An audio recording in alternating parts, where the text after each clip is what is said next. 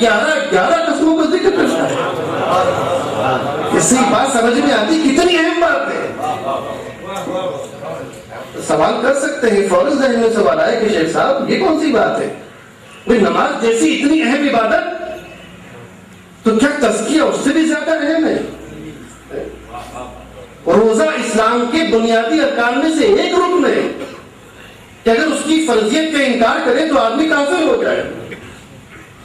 हज और ज़कात इस्लाम के बुनियादी अरकान में से एक रुकन है, एक पिलर है कि अगर उनकी फर्जियत का इनकार हो तो आदमी काफिर हो जाए। तो ये बात समझ में नहीं आई कि इतनी अहम चीजें हैं, इतने बुनियादी अरकान इस्लाम हैं, इसके बावजूद भी जब इनकी तरफ बुलाता है, जब इनकी दावत देता है तो कसम का जिक्र नहीं करता। ऐसा क्यों? और तज़किया कोई इतनी बड़ी चीज हो गई, दिल की सफाई इतनी बड़ी चीज हो गई कि उसके लिए एक नहीं, दो नहीं, 3, 4, 5, 6, 7, 8, 9, 10, 11 कस्मों का जिक्र। सवाल जहन में आया कि नहीं आया? जलसा नहीं, क्लास है, ये तरबियत हो रही है। ये सवाल समझ में आया कि नहीं आया? तो ये बात समझ में नहीं आती। इस्लाम के ऐसे बुनियादी अरकान का जिक्र बगैर कसम के, और जब दिल की सफाई की बात फरमाता है तो 11 कसम एक रमाई बात समझ में आ रही है कि नहीं? दोस्तों, बात यह है कि नमाज हो, रोजा हो, हज हो, ज़कात हो, सबकी अहमियत अपनी जगह। कामयाबी बगैर इनके नहीं मिलना है। फलाह नमाजी और हज और ज़कात देने वाले ही की किस्मत में है। मगर जरा सोचो, वो नमाज की हालत में नमाजी मस्जिद के अंदर खड़ा है और बाजार में घूम रहा है। वो ज़कात कि अल्लाह के कुर्ब के लिए नहीं दी जा रही, लोगों को दिखाने को दी जा रही है। वो हज जो अल्लाह के लिए नहीं, अपने आप को हाजी कहलवाने के लिए किया जा रहा है। उठा के ले जाओ ऐसी नमाजें, उठा के ले जाओ ऐसे हज। हमें नहीं चाहिए ऐसी ज़कातें। क्यों? कि ये हज और नमाज और रोजा बगैर तज़किये के किए गए। अभी आपका तज़किया नहीं हुआ था, अभी आपका दिल ही साफ नहीं हुआ था, अभी दिल के अंदर नियत ही नहीं थी, अभी इरादा ही खालिस नहीं था। ये तज़किया इतनी अहम चीज है कि अगर दिल साफ न हो, दिल के अंदर नियत खालिसा न हो, उसमें इत्तेकाद न हो, अल्लाह को राजी करने का जज्बा न हो, महज दुनिया की दिखावे के लिए नमाजों, हज्जों, रोज़ों, ज़कात की जाए, उठा के ले जाओ ऐसे अमल हमें जरूरत नहीं।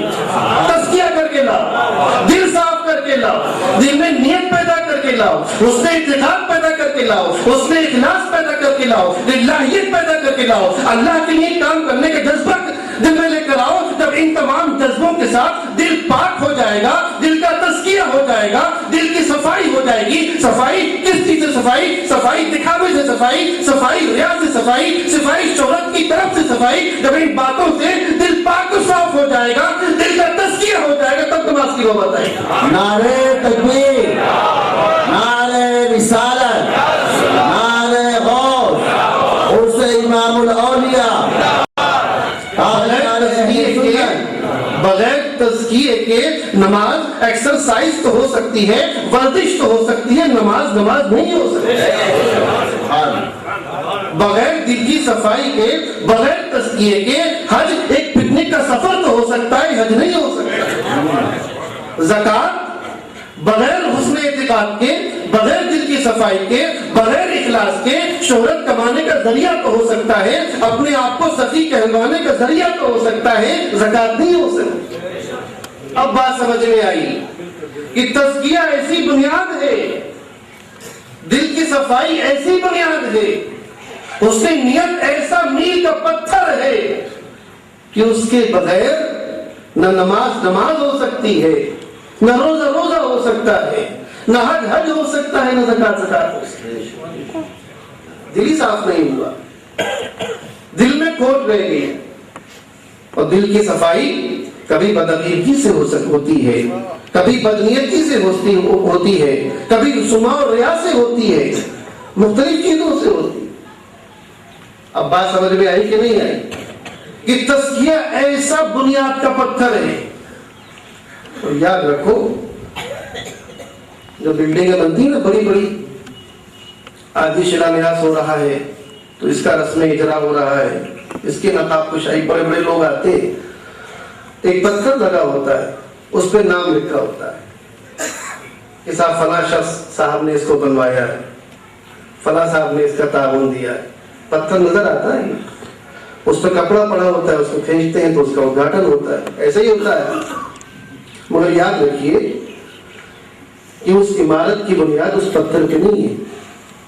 उस पत्थर को हटा दीजिए, इमारत फिर भी कायम नहीं है। और एक बेनाम पत्थर जो किसी को नजर भी नहीं आता, जिसको कोई जानता भी नहीं, जो उस इमारत की बुनियाद में लगा हुआ है, कसम खुदा की उस पत्थर को हटाओ, इमारत नीचे आ जाए। मालूम ये हुआ कि जो पत्थर बाहर लगे होते हैं उनकी कोई अहमियत नहीं होती, और किसी बेबुनियाद इमारत में चाहे कितना बड़ा पत्थर लगा, किसी बेबुनियाद इमारत में चाहे कितना बड़ा पत्थर लगा दो, आंधी की हवा का एक झोंका बर्दाश्त नहीं कर पाए, जलजले का एक धक्का बर्दाश्त नहीं कर पाए। और अगर बुनियाद मजबूत हो, बुनियाद का पत्थर मजबूत हो, तो जलजले बड़े बड़े तूफान झेल जाएगी, जगह से नहीं हिलेगी। तज़किया वही बुनियाद का पत्थर है, तज़किया उसी बुनियाद के पत्थर का नाम है कि अगर वो बुनियाद का पत्थर हटा दिया जाए एक लम्हे में और बातिल हवा के एक झोंके में, इमारत तहस-नहस हो जाती है। इतनी अहम बात। अब शेख साहब आपने सब कुछ तो बता दिया, अहमियत भी समझ में आ गई। अब ये तो बता के जाइए कि बात समझ में आ रही कि हाँ भाई दिल की सफाई करना है, और दिल की सफाई भी इतनी अहम चीज है, बुनियाद का पत्थर है। तो अब ये तो बता के जाइए कि साहब किस वर्कशॉप में ले जाएं, कहाँ धुलवाएं, ये सफाई कहाँ हो। जब तक ये ना बताया जाए बात तो अधूरी है। भाई ये बात तो समझ में आ गई कि दिल की सफाई ऐसा बुनियाद का पत्थर है, ऐसी जरूरी चीज है कि जिसके लिए खालिक कायनात ने 11 कस्मों का जिक्र किया हो। तो ये तो बता के जाइए कि इस खून के लोथड़े को साफ करने के लिए कौन से अस्पताल में ले जाएं, कौन सी वर्कशॉप में ले जाएं, कहां से धुलवा के लाएं, इसकी सर्विस कहां की जाती है, ये तो बताइए, बताएंगे। दोस्तों,